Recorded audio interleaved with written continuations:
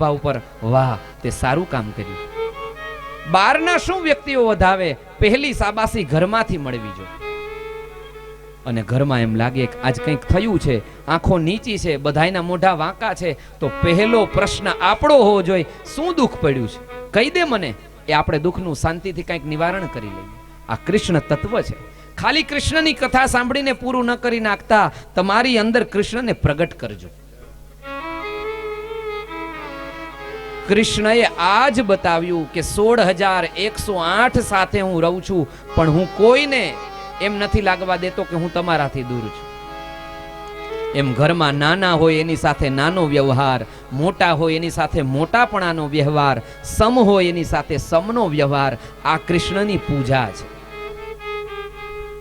કૃષ્ણ તમે અને હું પણ થઈ શકીએ એમ છીએ જો આપણે આપણા જીવનમાં વણીએ તો. નારદજીએ ભગવાનની દિનચર્યા જોઈ છે. એ જ સમયે ઉદ્ધવજીની પાસેથી ભગવાન મત લે છે. ભગવાનને શ્રી સુખદેવ મુનિને રાજા પરીક્ષિતે પૂછ્યું, દ્વારકાધીશ અને ઉદ્ધવનો મત? હા. હસ્તિનાપુરમાંથી જ્યારે પાંડવો અને કૌરવોનું યુદ્ધ થવાનું હોય છે, એ જ સમયે રાજસૂય યજ્ઞ કરવો છે. પાંડવો પોતાનો દૂત મોકલે છે કે મારે રાજસૂય યજ્ઞ કરવો છે, તમે પ્રભુ પધારો. અને એ જ સમયે ત્યાં ભૌમાસુરના રાજાના કારાગૃહની અંદર કેટલાય રાજવીઓ બંધન બનીને બેઠા છે. અને એનો પણ દૂત સંદેશો લઈને આવે છે કે અમને આમાંથી મુક્ત કરો, અમને છોડાવો. ત્યારે ભગવાન ઉદ્ધવનો મત લે છે કે પેલા રાજસૂય યજ્ઞમાં જવાય કે પેલા જરાસંધના કારાગૃહની અંદર બંધક જે રાજાઓ છે એને છોડાવાય. ત્યારે ઉદ્ધવજી કહે છે રાજસૂય યજ્ઞ એમનેમ ન થાય, બધા રાજાઓને જીતવા પડે. માટે મહારાજ પેલા એમ કરો, પેલા તમે હસ્તિનાપુર જાઓ, ત્યાં પાંડવોને મળો, સાથે ભીમને અને અર્જુનને લઈ જરાસંધ પાસે દ્વંદ્વ યુદ્ધની માંગણી કરો, અને દ્વંદ્વ યુદ્ધની માંગણીમાં જરાસંધને પરાસ્ત કરી અને પછી રાજસૂય યજ્ઞ કરો. ભગવાન પહોંચ્યા પાંડવો પાસે, પાંડવોની સાથે સલાહ સૂચન કર્યું અને અર્જુન અને ભીમને સાથે લઈ ભગવાન જરાસંધ પાસે પહોંચ્યા. જરાસંધ રાક્ષસ છે. જરાસંધ નામ શું કામ પડ્યું? તો કે એની માને જ્યારે આ પેટમાંથી પ્રગટ થયો, જન્મ ધારણ કર્યો, ત્યારે એ છૂટા પડેલા બે કટકા રૂપે આવેલો અને એની માએ બારીની બાર ત્યાંથી ફેંકી આપે છે દાસી દ્વારા, અને ત્યાંથી જરા નામની રાક્ષસી પસાર થાય છે. બે જુદા પડેલા ટુકડાઓને એક કરે છે, સંધાય છે, માટે આનું નામ પડ્યું જરાસંધ. જરાસંધ નામના અસુર પાસે ભગવાન અર્જુન અને ભીમને લઈને જાય છે. જરાસંધનો નિયમ છે સવારમાં ઉઠીને પહેલું કામ જે આંગણે માંગવા આવ્યા હોય એ જેને જે જોતું હોય એ આપે. ભગવાન પણ લાઈનમાં ગોઠવાઈ ગયા, જુદા જુદા બ્રાહ્મણોને દાન આપે છે. દાન આપતા આપતા ભગવાન આવ્યા અને જરાસંધ ઓળખી ગયો, કોણ છે તું? કીધું કે હું દ્વારકા વાળો છું. અચ્છા, શું જોઈએ છે? તો કે હું તારી સાથે દ્વંદ્વ યુદ્ધની માંગણી કરવા આવ્યો છું, મને એ જોઈએ છે. તું ભગેડો છે, તું મારી સાથે યુદ્ધ કરવામાં ભાગી જાય છે, તારી સાથે યુદ્ધ ન મળે જતો રે. બીજો આવ્યો અર્જુન. જરાસંધ બહુ ઊંચો, બહુ હટ્ટો કટ્ટો. અર્જુન સામું ધ્યાન ગયું, શું જોઈએ છે? દ્વંદ્વ યુદ્ધ. તું એને લાયક નથી, તું તો બાળક કેવા મારી પાસે, તને દ્વંદ્વ યુદ્ધ ન મળે, જતો રે. ભીમ જ્યાં આવે છે માંગણી દ્વંદ્વ યુદ્ધની કરે છે. ભીમ સામું જોવે છે બરોબર, પણ થોડા દી રોકા, થોડા દી કંઈક અહીંયા જમ અને પછી મારી સાથે યુદ્ધ કર. ભગવાન ભીમ સાથે ત્યાં રોકાય છે અને જરાસંધની સાથે યુદ્ધ પ્રારંભ થયું. 17 દિવસ સુધી યુદ્ધ ચાલે છે, પણ જરાસંધ મરાતો નથી.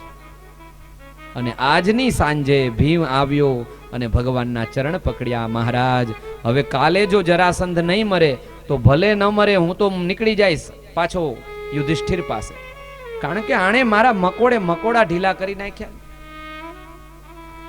ભગવાને કીધું મામનુસ્મર યુધ્ય ચ. ગીતાનું વચન. ગીતાજી એવા છે ભાઈ, જીવનમાં તમને સમય મળે તો રોજ એકાદું પાનું વાંચજો ગીતાનું. આ સંસારની અંદર પણ તમારું ને મારું યુદ્ધ ચાલે છે. આપણે રોજ સવારમાંથી ઘરની બહાર નીકળીએ કંઈ કામ કરવા માટે, આ એક પ્રકારનું ધર્મ યુદ્ધ છે.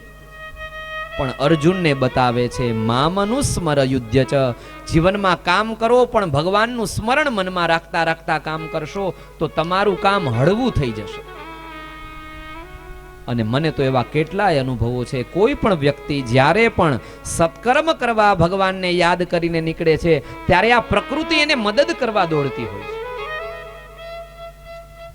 ભગવાને કીધું કે ભીમ કાલે યુદ્ધ કરને, ત્યારે મારા સામું જોજે. અને યુદ્ધ ચાલુ થયું. ભગવાને એક તણખલું પાડ્યું, તણખલું પાડી તણખલાના બે ભાગ કરે છે. વિરુદ્ધ દિશામાં તણખલાઓ ફેંક્યા, વચ્ચે ભગવાને શિવલિંગનો આકાર બતાવ્યો. ભીમ સમજી ગયો. જરાસંધના પગ પકડી બંને ટુકડાઓ નોખા કરે છે. વિરુદ્ધ દિશામાં ફેંક્યા, વચ્ચે શિવલિંગનું સ્થાપન કર્યું. હવે જરાસંધના બે ટુકડાઓ ભેગા નથી થતા. ભગવાને પોતાની લીલા દ્વારા જરાસંધનો ઉદ્ધાર કર્યો. જરાસંધના કેદખાનાની અંદર 20,800 રાજાઓ બંધનમાં છે.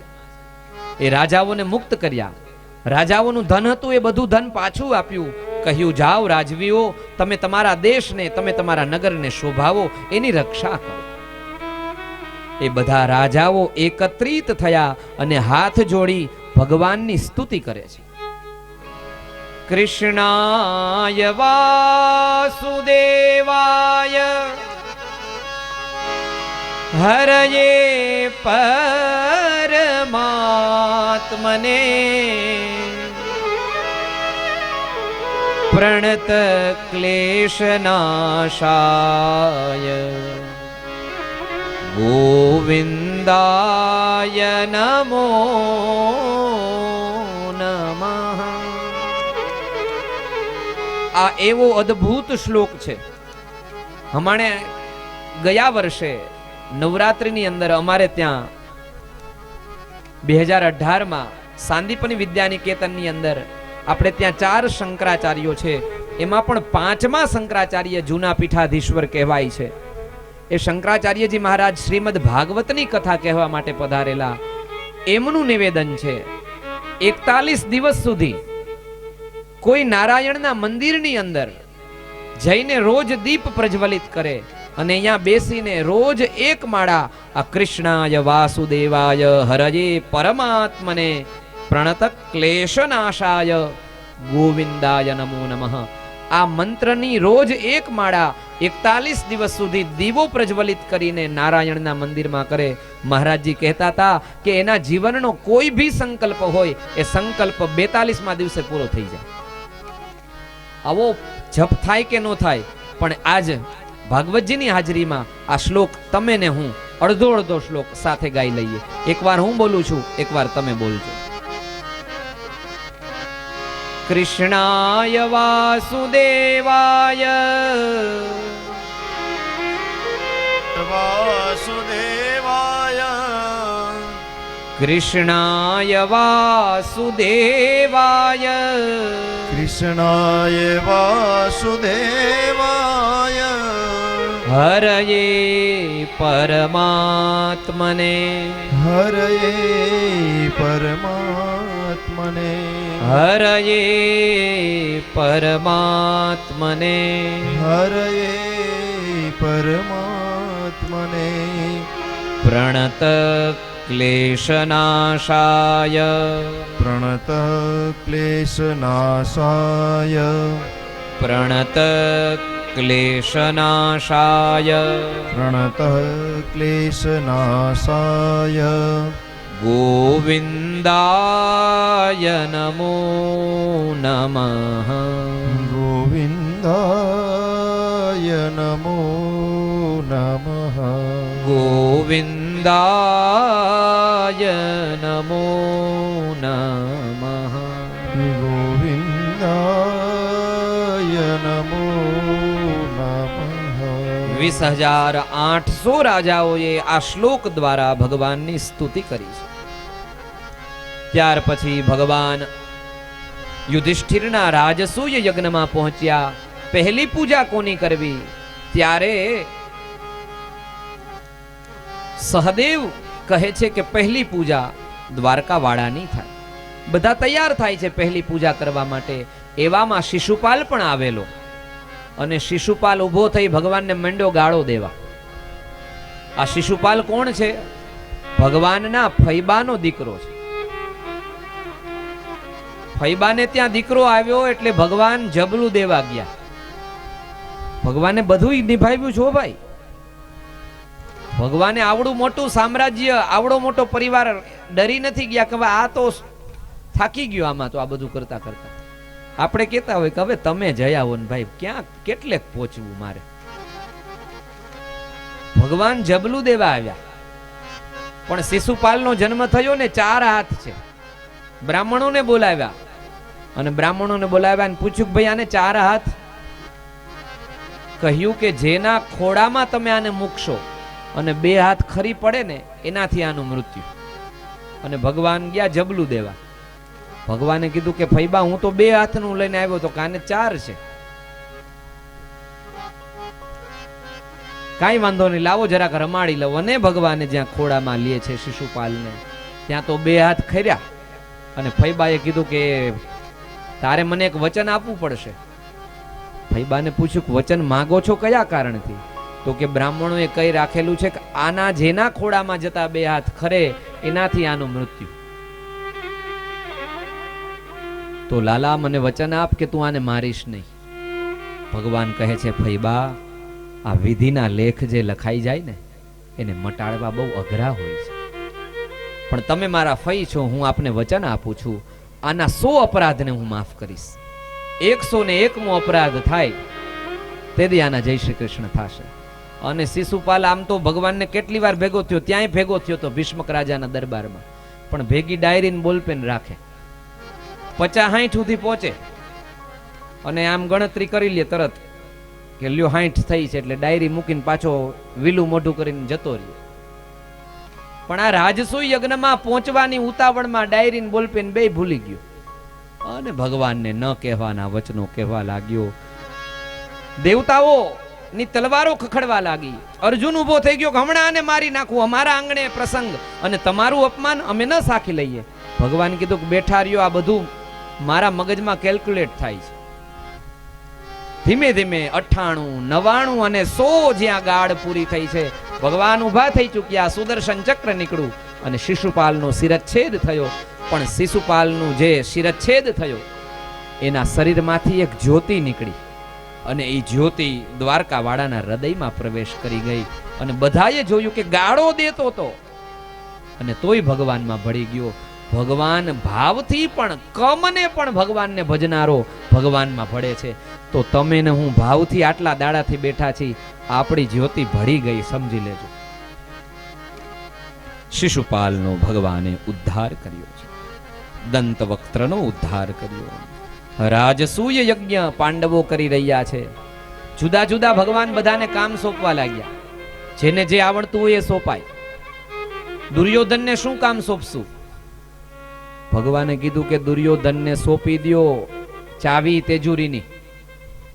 જ્યાં 2 વાપરવાના હશે અહીંયા 20 વાપરશે, જ્યાં 5 વાપરવાના હશે અહીંયા 500 વાપરશે.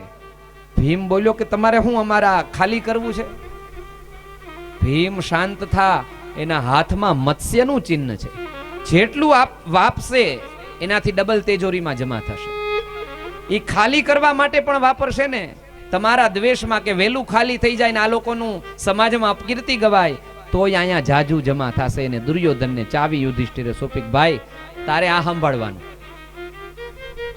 ભીમને કીધું કે તારે રસોઈ, કારણ કે જે જમી શકે એ જમાડી શકે.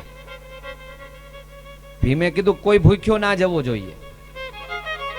સહદેવ નકુલને કીધું કે બ્રાહ્મણો પધારે, તમારે એનું સ્વાગત આદર સત્કાર કરવાનો.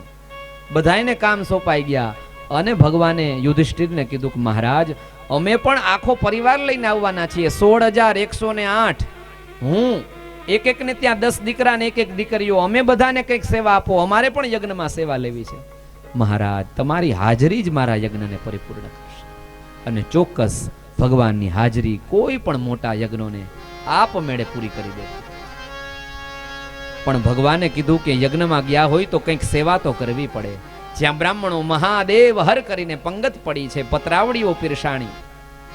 બ્રાહ્મણોએ ભોજન પરિપૂર્ણ કર્યું અને ભગવાને પોતાની પત્નીઓને કીધું કે આવો સત્યભામા, રૂકમિણી, જાંબવતી, નાગનજીતી, કાલિંદી સંતાનોને બોલાવ્યા કે આ અવસર પાછો નહીં મળે. અને બ્રાહ્મણોના હેઠા પતરાવડાઓ ભગવાન પોતાના ઉત્તરીયને કેડમાં ખોસી પોતાના હાથે ઉપાડવા લાગ્યા. સબસે ઊંચી પ્રેમ સગાઈ, दुर्योधन को मेवा त्याग्यो, शागवी दुर्घर खाई, सबसे ऊंची प्रेम सगा. झूठे फल सबरी के खाकर भूल गए ठकुराई. भगवान भूली गया कि હું તો દ્વારકા વાળો છું, પણ શું કામ? તો કે મારો ભગત અર્જુન, મારો ભક્ત યુધિષ્ઠિર, મારી ભક્ત દ્રૌપદી, આનું કામ મારે પૂરું કરવું પડે. આ મારો યજ્ઞ છે. અને ભગવાન જૂઠી પતરાવડીઓ રાજા યુધિષ્ઠિરના રાજસૂય યજ્ઞમાં ઉપાડે છે. ભગવાન ભક્તાધીન છે. રાજસૂય યજ્ઞ પરિપૂર્ણ કરાવ્યો. અહીંયા દ્વારકામાં શાલ્વા આવે છે.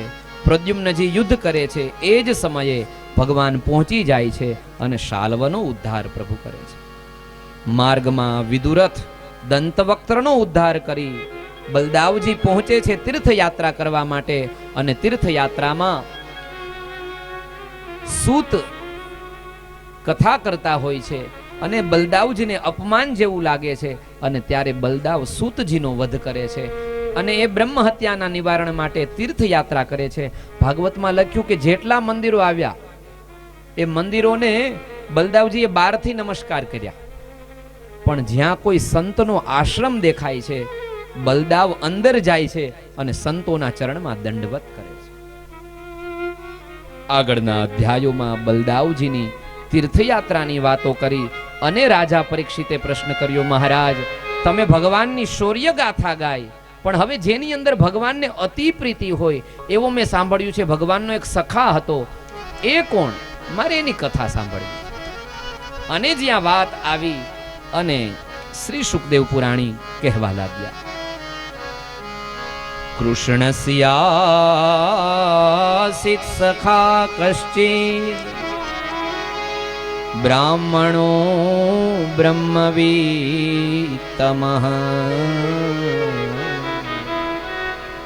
વિરક્ત ઇન્દ્રિયાર્થેષુ પ્રશાંતાત્મા જીતેન્દ્રિયઃ. રાજા સાંભળ, ભગવાનનો એક મિત્ર હતો અને એ કેવો? તો કે બ્રાહ્મણ, શરીરથી બ્રાહ્મણ, અને બ્રહ્મવિત્તમ, જેની પાસે પૈસા નહોતા પણ બ્રહ્મની ઉપાસના કરી કરીને એના ભાલ પ્રદેશની અંદર જાણે બ્રહ્મ ચમકતું હોય એવું બ્રહ્મરૂપી દ્રવ્ય, બ્રહ્મરૂપી ધન જેની પાસે છે એ બ્રહ્મવિત્તમ.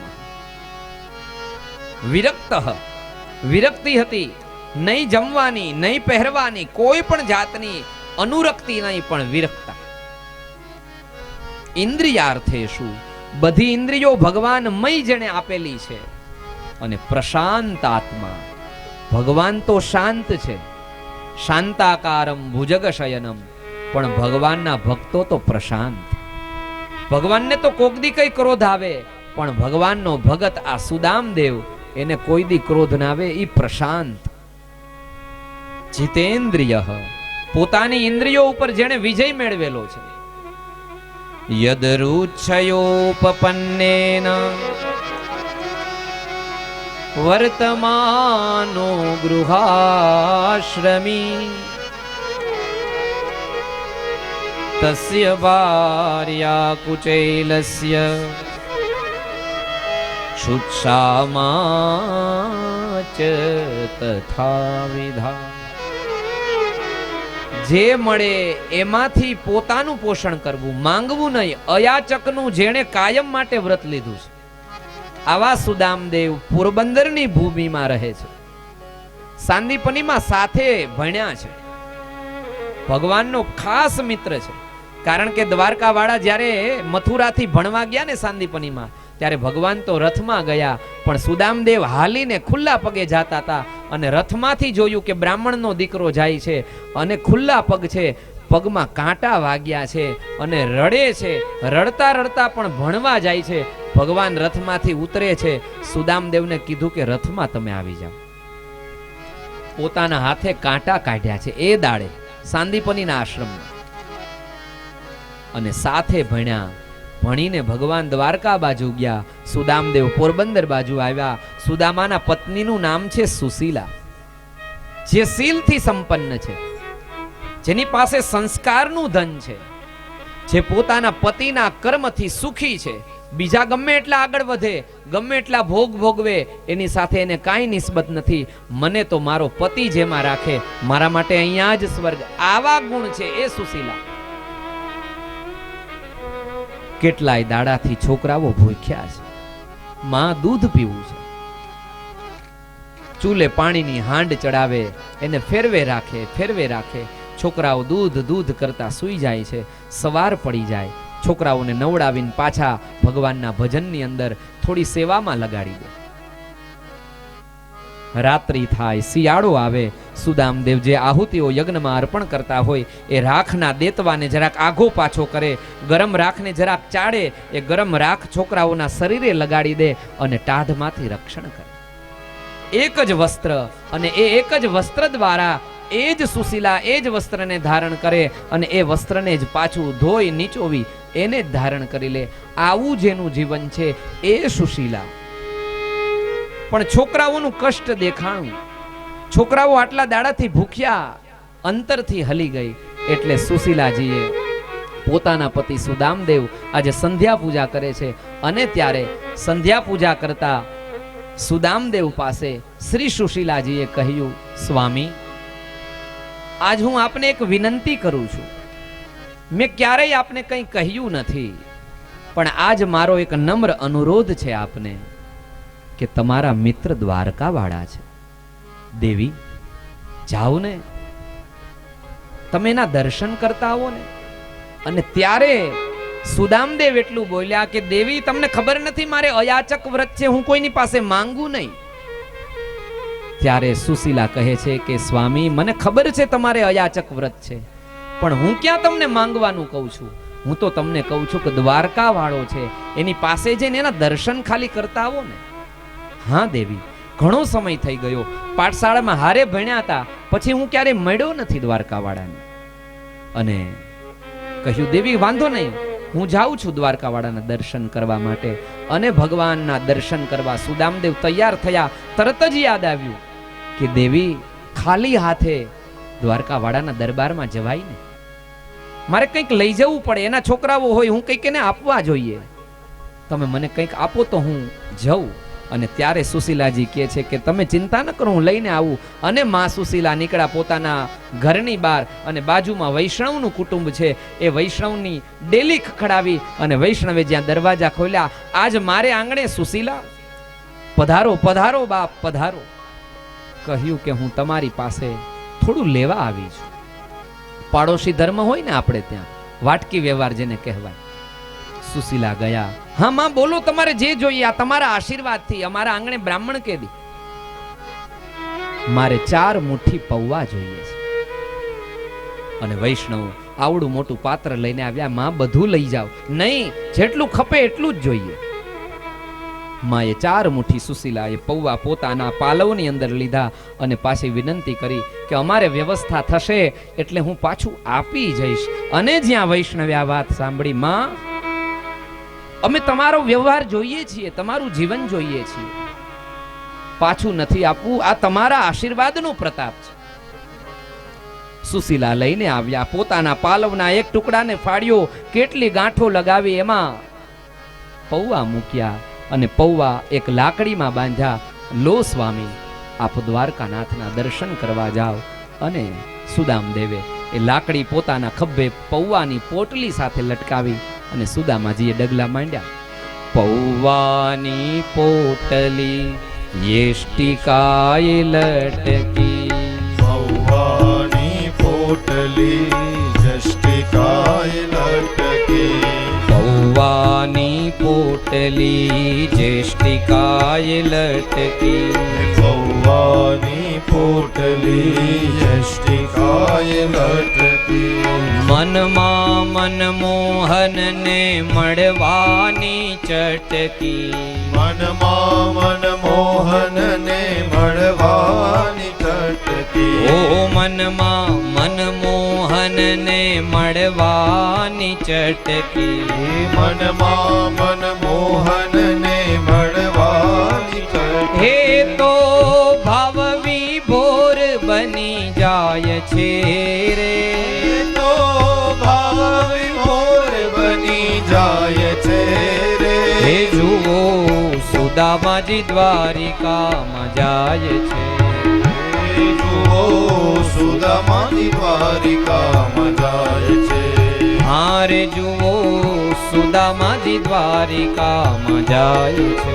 હે હારે જુઓ સુદામાની દ્વારિકામાં જાય છે. પોરબંદર થી સુદામદેવે ચાલવાનું પ્રયાણ કર્યું અને અહીંયા દ્વારકાના ઘંટ વાગવા લાગ્યા. કારણ કે ભક્તાધીન ભગવાન છે. ભગવાન કોણ ક્યાં છે એ બહુ નથી જોતા, પણ ભગવાન એ જોવે છે કે મારા ભગત ક્યાં છે. અને ભગવાનને સંદેશો મળ્યો કે મારો સુદામો આવે છે. અને સુદામા ખુલ્લા પગે ભગવાનનું નામ લેતા લેતા પોરબંદર માંથી નીકળ્યા. અને પોરબંદર માંથી નીકળતી વેળાએ જ્યાં ચાલતા થાય છે એ જ સમયે થોડો થાક લાગ્યો અને થાકના વિશ્રામ લેવા માટે કેટલાય દાડાના ઉપવાસ છે એટલે એક ઝાડના ટેકે થોડીવાર વિશ્રામ લેવા આંખો મીચી. અને જ્યાં આંખો બંધ થઈ અને નિદ્રા આવી અને ભગવાને પોતાના વાહન ગરુડને આજ્ઞા કરી, જાઓ મારો મિત્ર આવે છે. એ થાકી જશે, અહીંયા ચાલીને પહોંચશે ત્યાં તો એને તમારી પાંખો ઉપર પધરાવો. ગરુડની પાંખ ઉપર કેવલ લક્ષ્મીનારાયણ બિરાજિત થાય, પણ પોતાના ભક્તને પણ પ્રભુ ગરુડાસન કરે છે. ગરુડજી આવ્યા છે અને જ્યાં સુદામદેવ બેઠા છે એ સુદામદેવને પોતાની પાંખો ઉપર પધરાવ્યા અને ગરુડ સામગાનની રૂચાઓ કરતા કરતા જ્યાં પાંખો ચલાવી અને ક્ષણવારની અંદર દ્વારકાની થોડે જ દૂર સુદામદેવને પધરાવ્યા. સુદામદેવને થયું જાજો સમય થયો, આંખો ખુલી અને જાગ્યા અને તરત જ જાગતાની સાથે જાણે યાત્રાળુ ઊભા થાય, ભગવાનનું નામ લે અને એ જ રીતે સુદામદેવ ઊભા થઈને ચાલતા થયા. चले श्याम सुंदर से मिलने सुदामा. चले श्याम सुंदर से मिलने सुदामा. चले श्याम सुंदर से मिलने सुदामा. चले श्याम सुंदर से मिलने सुदामा. गाते जाते मन में हरे कृष्ण रामा. गाते जाते मन में हरे कृष्ण रामा. गाते जाते मन में हरे कृष्ण रामा. गाते जाते मन में हरे कृष्ण रामा. चले श्याम सुंदर से मिलने सुदामा. चले श्याम सुंदर से मिलने सुदामा. मिलने सुदामा. मिलने सुदामा. मिलने સુદામા. સુદામાજીએ પોતાના ચરણો આગળ ચલાવ્યા અને દ્વારકાપુરીની અંદર સુદામદેવ પહોંચ્યા. સુદામદેવ થોડી વાર દ્વારકામાં વિશ્રામ કરવા માટે રોકાયા છે. અને અહીંયા આપણી કથાની અંદર આપણા માનનીય કોર્પોરેટર શ્રી પધાર્યા છે. ભાગવતજી અને વ્યાસપીઠ ઉપરથી અને પરમાર પરિવાર તરફથી આપનું હાર્દિક ખૂબ ખૂબ સ્વાગત કરું છું. આવો ભાગવતજીના આશીર્વાદ ગ્રહણ કરો.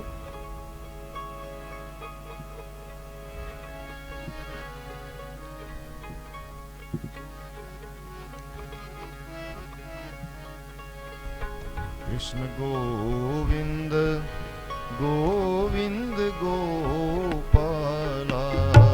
कृष्ण गोविंद गोविंद गोपाला.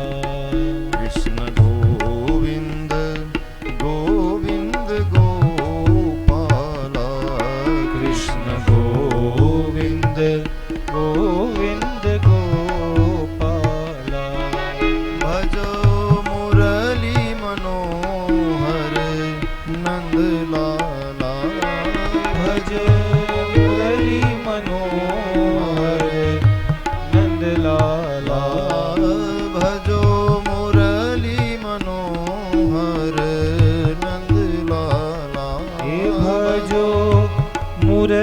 મનોહર નંદલાલા. કૃષ્ણ ગોવિંદ ગોપાલા. કૃષ્ણ ગોવિંદ ગોવિંદ ગોપાલા. અને સુદામદેવ દ્વારકાપુરીની અંદર પહોંચ્યા. જેવા દ્વારકાની અંદર પ્રવેશ કર્યો એટલે ચાલતા વૈષ્ણવ ભાઈઓને શ્રી સુદામદેવે પૂછ્યું છે,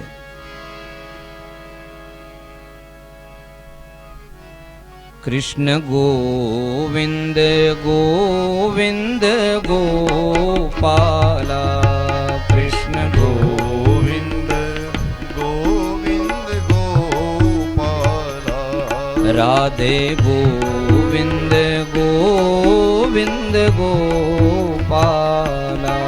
રાધે ગોવિંદ ગોવિંદ ગોપાલા. હે ભજ મુરલી મનોહર નંદલાલા. મુરલી મનોહર નંદલાલા. હે ભજ મુરલી મનોહર નંદલાલા. ભજ મુરલી મનોહર નંદલાલા. જેના મુખમાં હરિનામ છે અને દ્વારકાપુરીની અંદર પહોંચી ગયા. ભગવાનના નામને સ્મરણ કરતા કરતા પૂછ્યું દ્વારકાવાસીઓને, ભાઈ જય શ્રી કૃષ્ણ. અને દ્વારકાવાળા બોલ્યા, જય દ્વારકાધીશ. ભાઈ આ દ્વારકા છે? હા આ દ્વારકા છે. બહારથી આવો છો ભૂદેવ? હા બહારથી પોરબંદરથી આવું છું. અચ્છા, તો અહીંયા કહ્યું છે કે દ્વારકાધીશ ક્યાં રહે છે? અને ત્યાં દ્વારકાવાસીઓએ હાથનો ઈશારો કર્યો. પેલી જે 52 ગજની ધોળી ધજા તમારી સામે દેખાઈ રહી છે એ જ અમારા દ્વારકાધીશનો મહેલ છે. અને ધોળી ધજા ફરફરે જોતા હૃદય છરે. સુદામાજીએ ખાલી ધ્વજાનું દર્શન કર્યું, કારણ કે આપણા શાસ્ત્રોમાં એવું કહ્યું છે કે મંદિરની અંદર જે વિગ્રહ બિરાજે છે ભગવાનની મૂર્તિ, કાળક્રમે ઉંમર થઈ, આપણાથી મંદિર ઉપર ચડવાનું છે, જવાતું નથી, અને આપણે આપણા ઘરમાં છીએ અથવા તો ત્યાંથી પસાર થયા, જેટલું મંદિરની અંદર મૂર્તિના દર્શનનું ફળ છે એટલું જ ફળ ધ્વજાના દર્શનનું. સુદામદેવે જ્યાં ધ્વજા સામું જોયું છે, ધ્વજાને નમસ્કાર કર્યા, ડગલા માંડ્યા. જ્યાં દ્વારે પહોંચ્યા દ્વારપાળ ઊભા છે. દ્વારપાળોને જય શ્રી કૃષ્ણ કર્યા. પૂછ્યું, ભૂદેવ કઈ બાજુથી? પોરબંદરથી. દ્વારકાધીશનો મિત્ર છું. બધી વાત સાચી ભૂદેવ, પણ જાઓ ને, સામે જ સદાવ્રત ચાલે છે, ત્યાં અન્ન લઈ લો. સુદામદેવે કહ્યું, મારે તો ઉપવાસ છે, હું તો ખાલી દર્શન માટે આવ્યો છું, હું ભોજનની કોઈ આશા લઈને નથી આવ્યો. ભૂદેવ, દ્વારકાધીશે કઈ રાખ્યું છે, જેટલા પણ આવે બ્રાહ્મણો સાધુ સંતો બધાને જમાડો, દાન દક્ષિણાઓ આપો, તમારે જે જોઈએ તે માંગી લો. નહીં, હું દર્શન માટે આવ્યો છું. અને ત્યાં બીજા દ્વારપાળે કીધું, આ કોઈ સામાન્ય ભૂદેવ નથી, આનું બ્રહ્મ તેજ એનું કપાળ કહી રહ્યું છે, તું જરા ઉભો રે, હું પૂછીને આવું. અને અંદર જાય છે. દ્વારકાધીશ તો ઝૂલા ઉપર ઝૂલી રહ્યા છે. મહારાજનો જય હો કરીને જ્યાં છડી પોકારે છે, છડી પોકારી કહો દ્વારપાળ કયા કારણથી આવ્યા? કહે છે, મહારાજ આપનો કોઈ મિત્ર આવ્યો હોય એવું કહે છે, પોરબંદરથી આવ્યા છે અને નામ સુદામા બોલે છે. અને જ્યાં ભગવાનના કાનની અંદર સુદામા નામ પડે છે, નામ રે સુણીને વાલો દોડિયા ગીરધારી રે. નામ રે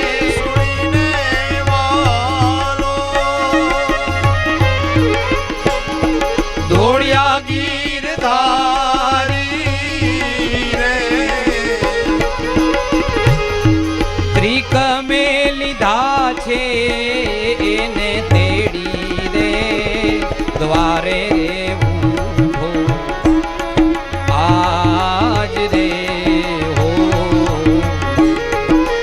સુદામાજી દ્વારિકામાં આવ્યા રે, દર્શને દીના નાથના હો.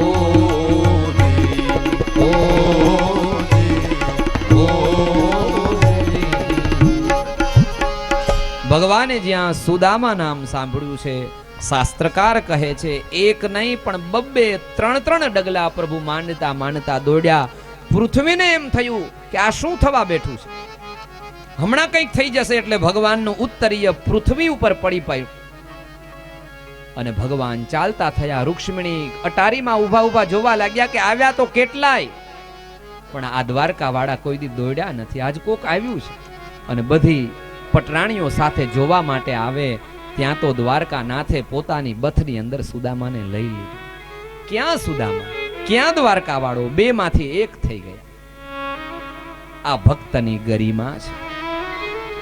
ભગવાન સુદામાને તેડીને આવ્યા, પોતાના સિંહાસન ઉપર બેસાડ્યા. રૂકમિણી જલ લાવો, કાલિંદી વસ્ત્ર લાવો, ચંદન લાવો, પુષ્પ લાવો. બોલવા લાગ્યા કે ભગવાન આજ કંઈક ફર્યા છે.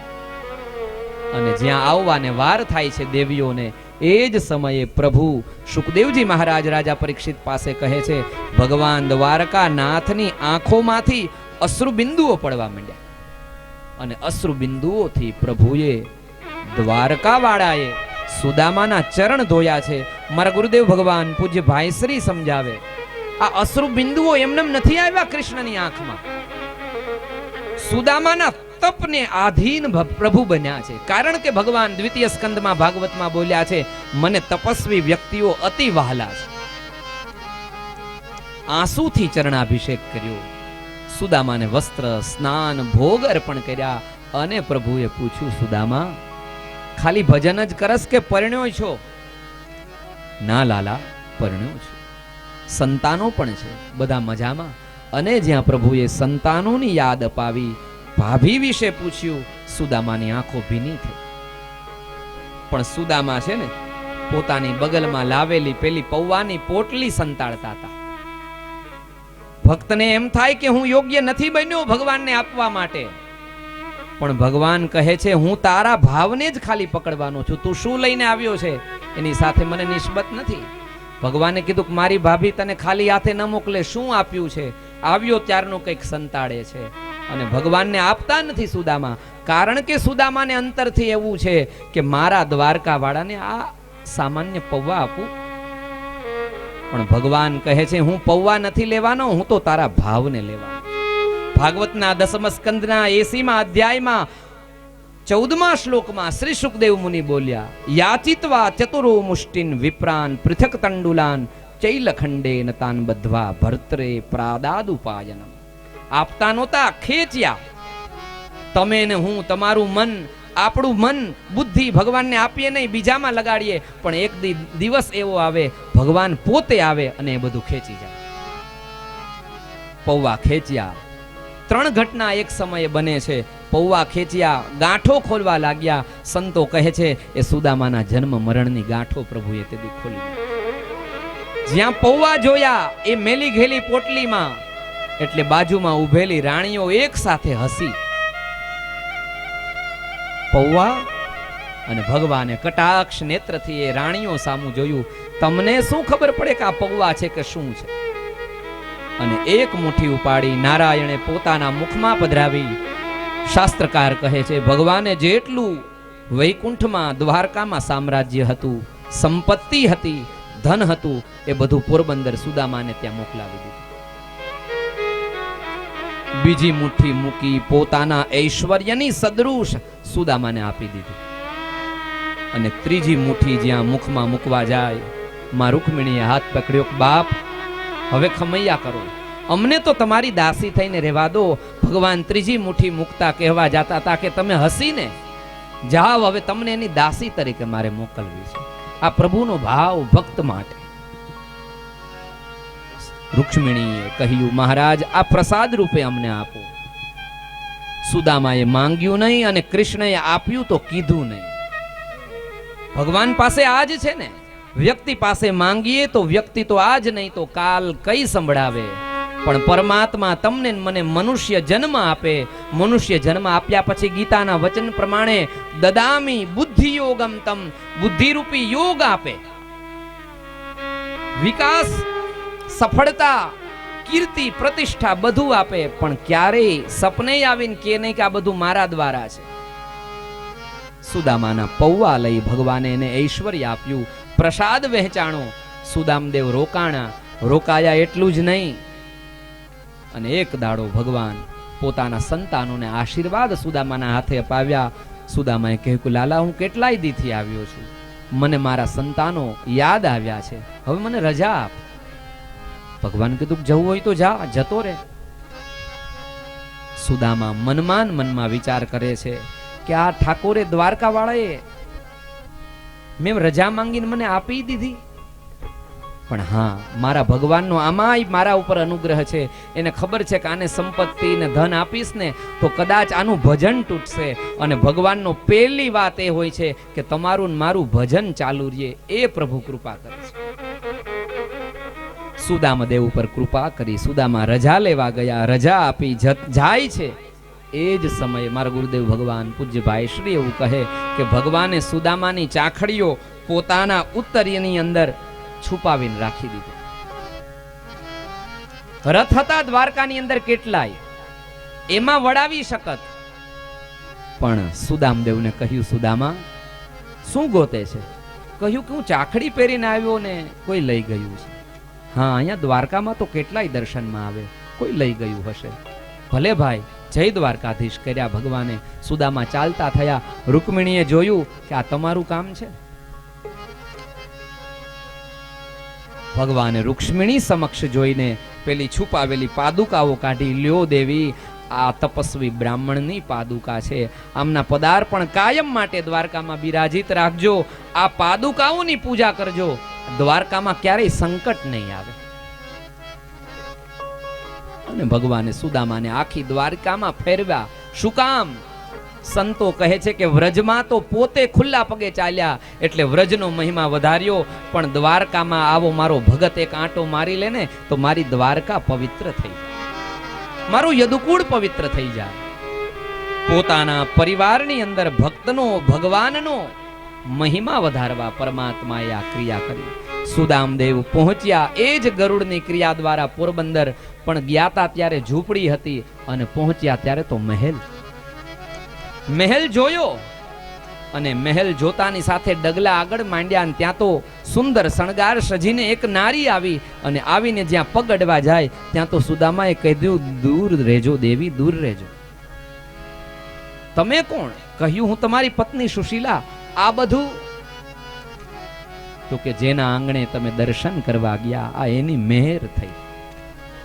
અને સુદામાએ વિચાર કર્યો કે આપ્યું પણ ખબર પણ ન પડવા દીધી. હું તો મનમાં કોષતો હતો કે મને પૂછ્યું પણ નહીં, પણ હું ત્યાં અને અહીંયા આ બધું મોકલાવી આપ્યું. ભગવાન દ્વારકાનાથનો અનુગ્રહ, આભાર માનવા લાગ્યા સુદામા. સુશીલાને કીધું, સુશીલા, આ ભજનનો પ્રતાપ છે, પણ હવે આપણી જવાબદારી વધી. ભગવાને સંપત્તિ આપી, હવે સુશીલા તમે ધ્યાન રાખજો કે આપણી આસપાસ કોઈ ભૂખ્યો ન રહે. ભગવાને તમારી ને મારી જવાબદારી વધારી. આપણે સંપત્તિ આપી તો આપણે ખ્યાલ રાખીએ કે હવે કોઈ ભૂખ્યો આપણી આસપાસ દેખાય નહીં. હું તો દેવી હવે ભજન જ કરીશ, મારે આ મહેલમાં નથી આવવું, કારણ કે મારે તો દ્વારકા વાળાએ એમનેમ વગર કીધે મેર કરી, મારે મારો જન્મ સિદ્ધ કરવો છે. અને સુદામદેવ ત્યાં જ રહ્યા છે. અને સુશીલાજી ધ્યાન રાખે છે કે આપણી આ ભૂમિની આસપાસ કોઈ ભૂખ્યો ન જાય. ભગવાન સંપત્તિ આપે તમને મને, જવાબદારી વધારે છે કે હું તો ઘરે ઘરે નથી પહોંચી શકતો, પણ હું તમારું માધ્યમ બનાવી કોઈ જે જરૂરિયાતમંદ છે એના સુધી તમારી મદદ પહોંચે, એ માટે ભગવાન સંપત્તિ આપતા હોય છે. સુદામદેવે ત્યાં જ રહીને ભજન કર્યું છે. રાજા પરીક્ષિત, સૌથી કોઈ પરમાત્માને આટલા પાત્રોમાં પ્રિય બન્યું હોય તો એ સુદામ છે. સુદામદેવની વાત કહી, ત્યાર પછી ભગવાન ગોપીઓને મળે છે. વસુદેવ નારદજી પાસેથી બ્રહ્મોપદેશ લે છે. અને દેવકી માં કહે છે કે પ્રભુ તમે પરમાત્મા છો, મને મારા મરેલા 6 દીકરાઓ પાછા આપો. ભગવાને 6 પુત્રોને લઈને પાછા આવે છે. પોતાની બહેનને સુભદ્રાને અર્જુનજી સાથે સુભદ્રા હરણની વાત બતાવી અને અંતિમ અધ્યાયોમાં વેદની ઋચાઓ સ્વયં આવી અને ભગવાનની સ્તુતિ કરે છે. શિવજી ઉપર શકુનીનો દીકરો વૃકાસુર વરદાન લઈ લે છે કે જેના ઉપર હાથ મૂકવું એ બળીને ભસ્મ થઈ જાય. અને મહાદેવ તથાસ્તુ કહી દે છે. મહાદેવને જ પૂછે છે કે લાવો આ વરદાન સાચું છે ખોટું, તમે ઉભા રહ્યો, તમારા ઉપર હાથ મૂકો. અને મહાદેવ ભાગવા લાગે છે. મહાદેવ ભાગે, ભાગતા ભાગતા વૈકુંઠમાં પહોંચે. ભગવાને પૂછ્યું દેવ તમે? તો કે વરદાન દેવાઈ ગયું, નહોતું દેવાનું એને. પોલીસ પાસે બંદૂકો એટલા માટે આપવામાં આવે કે બીજાનું રક્ષણ કરે, અને એ જ હથિયાર જ્યારે પાપીના હાથમાં આવી જાય ત્યારે એ હથિયાર દ્વારા કોઈનું એ મૃત્યુ ઘાત કરી શકતું હોય છે. જ્ઞાન પણ યોગ્ય વ્યક્તિઓ પાસે આવે તો એ જ્ઞાન સમાજ માટે સુશિક્ષિત સુદીક્ષિત કરી શકે, અને એ જ જ્ઞાન પાત્રતા વગર આવી જાય તો મળેલું જ્ઞાન અણુબોમ્બ બનાવવાની અંદર પણ પરિવર્તિત થતું હોય છે. મળેલી સત્તા જ્યારે યોગ્ય વ્યક્તિઓ પાસે આવે ત્યારે સમાજ સુરક્ષિત થાય. એ જ સત્તા જ્યારે અયોગ્ય વ્યક્તિઓ પાસે પહોંચે ત્યારે એ સમાજનું ભક્ષણ થાય. બન્યું એવું, આ વૃકાસુર મહાદેવને કહેવા લાગ્યો કે લાવો હાથ મૂકું, સાચું છે ખોટું ખબર પડી જાય. મહાદેવ ભાગ્યા. નારાયણે કીધું ચિંતા ન કરો, તમ તારે આરામ કરો અહીંયા વૈકુંઠમાં, હમણાં ફેસલો. અને ભગવાને નાનકડા બટુકનું રૂપ લીધું અને વૃકાસુર જ્યાં ઊભો તો ત્યાં આવ્યા અને બોલ્યા, એ શકુની નંદન, કઈ બાજુ? તો કે વરદાન લીધું છે મહાદેવ પાસેથી અને હવે વરદાનની ખાતરી કરવી છે. અરે ભલા માણા, એમાં શું ખાતરી કરવાની હોય? દક્ષનો શ્રાપ જેદીનો લાગ્યો છે ને મહાદેવને, તેદુના એના દીધેલા એકય વરદાન હાચા પડતા નથી. એમ તો કહેવાની ખાતરી કેમ કરવી? કે ખાતરી શું કરવાની હોય? ભગવાન બટુક રૂપે આવ્યા છે. ભગવાનનું નામ એક છે, મોહન. એને કોઈનામાં મોહ ન થાય, પણ એને જે જોવે, એની વાણી જે સાંભળે, બધા એમાં મોહ પામી જાય. વૃકાસુરને કીધું કાંઈ નહીં, તારા ઉપર હાથ મૂક અને ગરમ લાગે તો હાથ લઈ લેજે. પણ એને ક્યાં ખબર હતી કે આ થોડીક ઇલેક્ટ્રિક સગડી છે. હાથ મૂક્યા ભેગો તો રાખનો ઢગલો થઈ ગયો અને દેવતાઓએ પુષ્પ વૃષ્ટિ કરી અને મહાદેવ પણ રાજી થઈ ગયા. અને ભગવાન અહીંયા બોલ્યા કે દેવ, તમારો કોઈ અપરાધ કરે, મને તમે પ્રિય છો, કારણ કે વિષ્ણોશ્ચ હૃદયમ શિવ.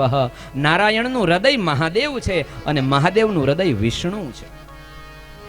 તમારા સામે કોઈ બોલે તો એ હું સાખી ન લઉં ને તમારો અપરાધ કરે ને હું મૂકું, પણ મહાદેવ એક કૃપા કરજો, જેને તેને વરદાન ના દઈ દે. ભગવાને શિવજીનું સંકટ હર્યું છે. ભૃગુ મહારાજ ત્રિદેવોમાં મોટું કોણ એની પરીક્ષા કરવા માટે આવ્યા છે. અને અંતિમ અધ્યાયમાં જન્મથી લઈ અંતકાળ પર્યંતની પ્રભુએ જે પણ ક્રિયાત્મકતા કરી છે, લીલાઓ કરી છે, એ બધી કથા કરી. દસમ સ્કંધને સંપન્ન કર્યો. એકાદશ સ્કંધની અંદર ભગવાન પોતાના સંતાનોને લઈને પ્રભાસ ક્ષેત્રમાં આવ્યા છે. કારણ કે ભગવાને હવે જે રાજાઓને મારવાના હતા, દુષ્ટોને, એ સંહાર થઈ ગયો. પણ 56 કોટી યાદવ છે, 56 કરોડ યાદવ. એટલે આનો અર્થ એક એ પણ થાય છે કે સંઘ, સંપ, જેની પાસે સંપ છે, જેની પાસે સુદ્રઢતા, ભેગા રહેવાનું બળ છે, એ વ્યક્તિઓને કોઈ હરાવી ન શકે. અને 56 કોટી યાદવોનો પણ ઉદ્ધાર ભગવાને કરવો છે. બધાને લઈ ગયા પ્રભાસ ક્ષેત્રની અંદર, જ્યાં મહાદેવ સોમનાથ બિરાજે છે. જીવનનું કોઈ પણ પ્રકારનું પ્રાયશ્ચિત હોય, શાસ્ત્ર શિવ પુરાણ કહે છે, સોમનાથમાં જઈને દર્શન કરો, બધું પ્રાયશ્ચિત દૂર થઈ જાય. અને પ્રભાસમાં પહોંચ્યા. સાંબ વગેરે પોતાના સંતાનો તૈયાર થયા. સ્વાંગ રેચ્યો સ્ત્રીનો અને ઋષિઓ જ્યાં બેઠા છે ત્યાં જઈને પૂછ્યું, મહારાજ, આ સ્ત્રીના પેટમાંથી પુત્ર જન્મશે કે પુત્રી? ઋષિઓ જાણી ગયા કે આ નથી સ્ત્રી, નથી પુરુષ, આ નાટક કરે છે. બોલ્યા, આમાંથી મુષળ જન્મશે અને એ મુષળ તમારા આખા કુળનો નાશ કરશે.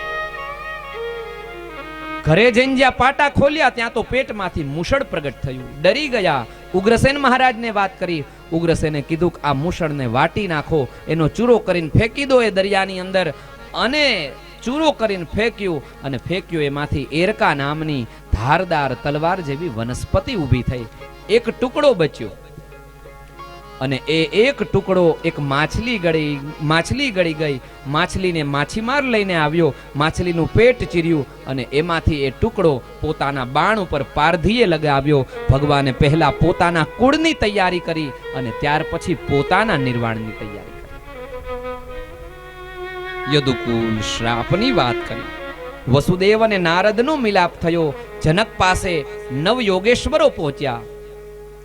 કવિ હરિરંતરિક્ષ પ્રબુદ્ધ પિપ્પલાયન આવિર્હોત્રશ્ચ દુમિલઃ ચમસઃ કરભાજન. એ નવ યોગેશ્વરોની વાત બતાવી. અને દેવતાઓ આવીને ભગવાન પાસે પ્રાર્થના કરે છે, પ્રભુ હવે સ્વધામ પધારો, હવે વૈકુંઠમાં આવો, લક્ષ્મી નારાયણ સાથે બિરાજિત થાઓ. ભગવાન આખા પરિવારને લઈને પ્રભાસ ક્ષેત્રમાં પહોંચ્યા છે. પ્રભાસમાં યજ્ઞ કર્યા, દાન તપ કરાવ્યા, અને દાન કરાવી હવે ભગવાન બધાને કહે છે કે હવ પોતપોતાના કાર્યમાં પરવારો. અને ઉદ્ધવ ઓળખી ગયા કે ભગવાન જવાના છે. ઉદ્ધવે કીધું કે મહારાજ, મને તમારી સાથે લેતા જાઓ. સ્વધામ નયમામપી, મારી તમારી હારે આવું છે. અને ત્યારે ભગવાન કહે છે, ઉદ્ધવ, આ જગતની અંદર બધાય આવે છે એકલા, અને જાવું પડે છે એકલું. અહીંયા જતી વેળાએ કોઈ સાથે આવતું નથી, અને આવતી વેળાએ પણ કોઈ સાથે આવતું નથી. એકલા જ આવ્યા મનવા, એકલા જવા